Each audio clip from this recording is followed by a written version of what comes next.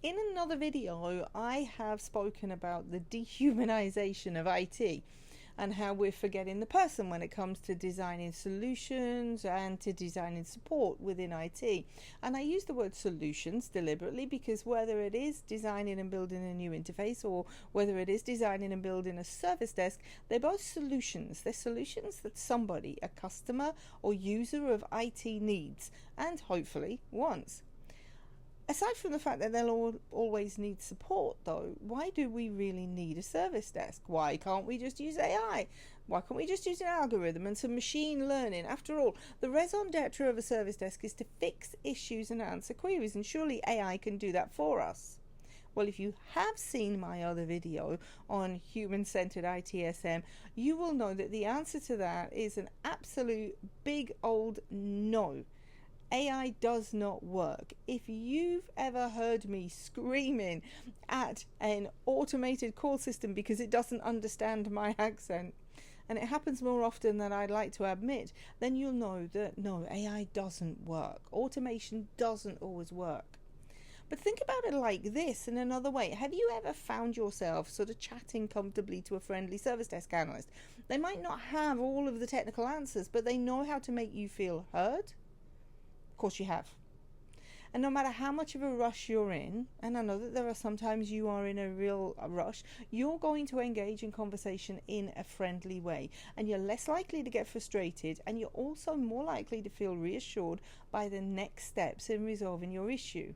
And you're not alone either. In the tech-driven world that we're in right now, the debate still rages on about whether companies should prioritize hiring somebody over the top-notch technical skills, or whether they should actually hire somebody who's just great with people.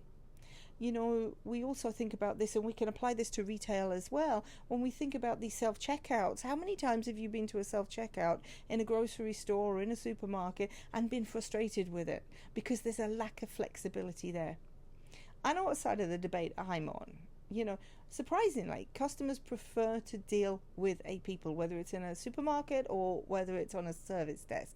And they prefer to deal with people who are friendly and understanding, because you know what?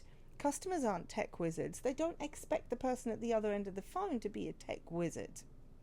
When I'm teaching a class about service desk, and I do this quite often, I will always stand there with a whiteboard or sit, depending on where we are, and I ask students to list the most important skills and attributes that a service desk analyst needs. And very, very few people mention technical skills. Can't imagine why that is. Can you? So what are some of these special skills then that a service desk analyst can do that AI can't? Well, the first thing is the service desk analyst builds trust and comfort. When tech problems strike, it can be really stressful, and customers dealing with these issues really appreciate talking to somebody who's going to calm their nerves, and an analyst with excellent people skills really makes that customer feel at ease and makes them feel understood. And that trust building is crucial because it turns a really frustrating experience into a positive one where the customer or user feels reassured about the next steps. Something else that a service desk analyst brings is clear and simple communication.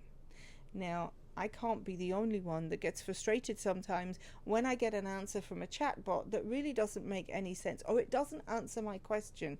Do you want to know? I must be a very angry person. Do you want to know how many times I typed into a chatbot, "You misunderstood, you didn't understand"? And I don't know why I'm doing that, because the chatbot can't reply to me, but nevertheless I'm still going to do it because it eases my frustration. And I consider myself to be a technical person. I've got a lot of technical qualifications, and I consider myself to be pretty tech savvy, but not everybody is. So can you imagine how frustrating somebody else is who doesn't understand how a chatbot works, who doesn't understand how AI is working, and how that voice on the other end of the phone is not real and can't really disseminate all of the nuances of the tone of the conversation?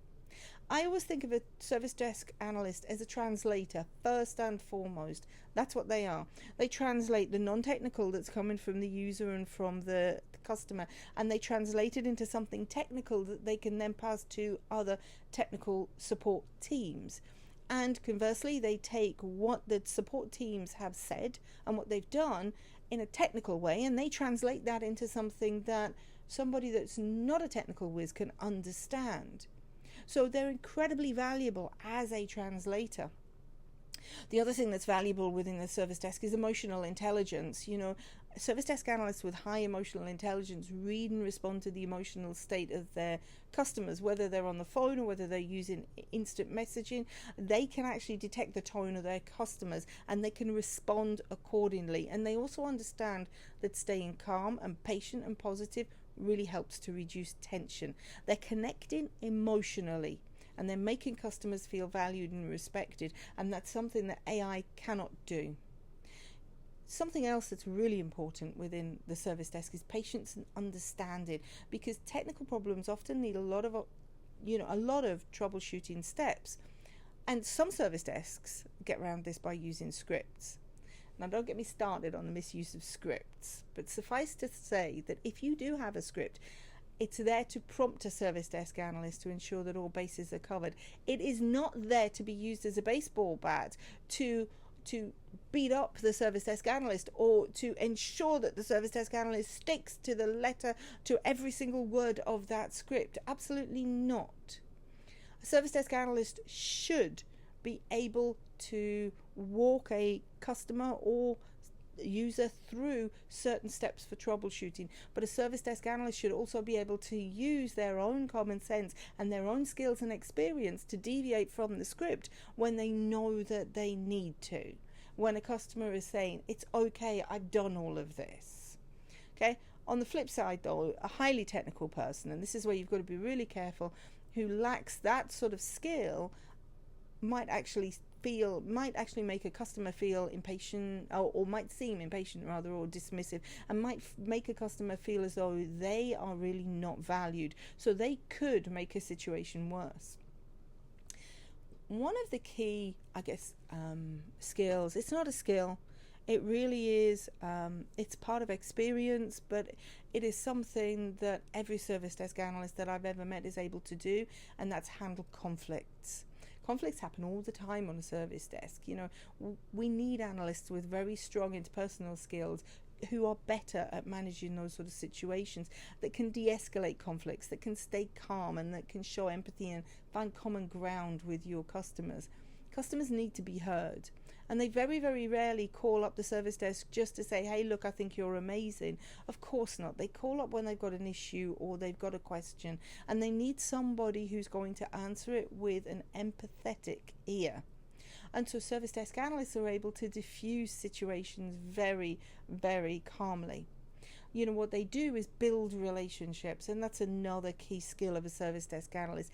It's an ability to manage relationships and to build relationships, not only with customers, but also with those other analysts and the other desktop support people and second level support personnel as well.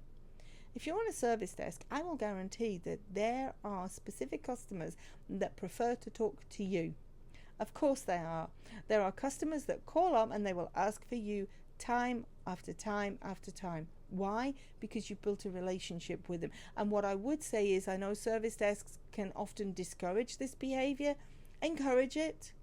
Please do, because you're encouraging the customer to call you when they have an issue so that you're aware of everything that's going on. Don't try and dissuade your users and your customers from speaking to a specific person, because what you're really doing is trying to dissuade them from calling in the first place. So let's not ignore the technical side though. All right, I focus a lot on soft skills, but when it comes to the service desk, it sounds like I'm disrespecting technical people and technical skills, and I'm not. I do appreciate that technical skills are still important for service desk analysts. The best approach is actually to find a balance between technical skills and interpersonal skills, where those interpersonal skills complement the technical skills.